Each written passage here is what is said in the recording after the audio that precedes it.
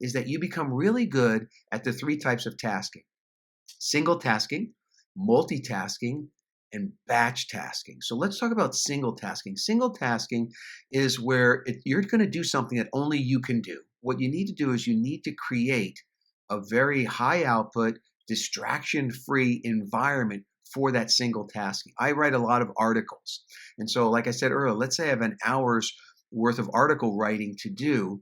I can get an hour's worth of article writing done in 30 minutes if I will completely shut out the world for that 30 minutes. No distractions. So what do I mean? Airplane mode on my phone. It's not just for the airplane. I go into airplane mode. I shut the door to my office. I shut all the screens down except the one screen that I'm working on where maybe I'm typing that thing. I really shut out the world. No rings, dings, and bang. It takes me a few minutes to kind of get into the zone, but then I'm in the zone for a good 25 minutes out of that 30 minutes. So single focus is the best way to work.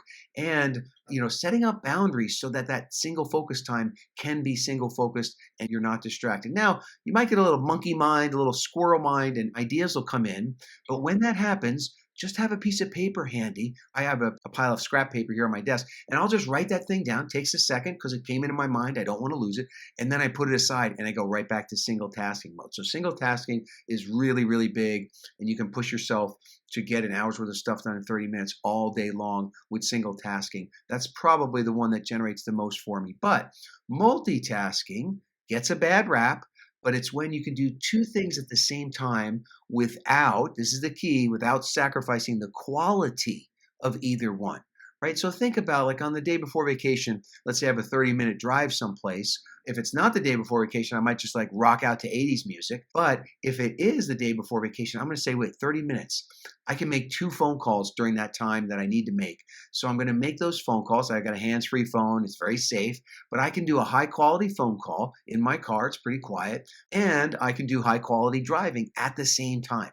That's multitasking, right? So if I have an hour's worth of stuff done, but I do an hours of calls and an hours of driving, I just had a 30-minute hour, right? A lot of times that can be exercise, going for a walk. You could also listen to an audiobook, right? Or if you're doing chores, you could be doing something else with your mind at the same time. So looking for things that you can do where you can do 2 things at the same time without sacrificing the quality. And then the third and final one is batch tasking.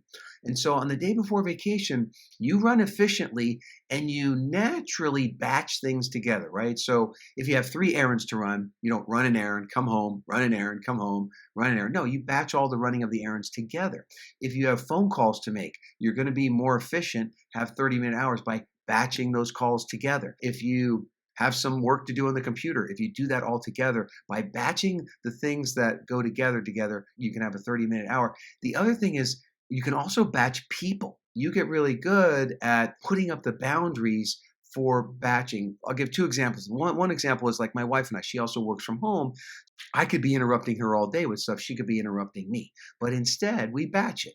So we have a shared note in our iPhone that we add stuff to, and then typically we have lunch together. So we batch things for the context when we are together. Then we kind of go through the list. Like, I'm not texting her stuff. We used to text each other, and then I'd get a text notification, and then I'd be distracted, right? So you batch this interaction with people together. And that also works in the office extremely well. Because if you say, look, when I come into the office from 9 to 11, I'm going to be in single tasking mode. Leave me alone as best you can, unless there's a fire. Leave me alone. And then at 11 o'clock, from 11 to 11:30, let's all get together and answer the questions of the day. And then maybe at 3:30 or 4:30, we'll do it again.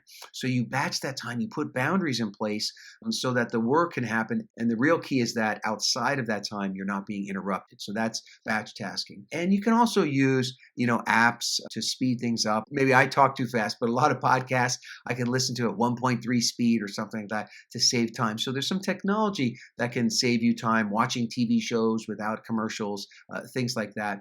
And the last thing is about the day before vacation. Some of the power, some of the magic happens because the day before vacation releases your inner perfectionist. Right? So the day before vacation releases your inner perfectionist.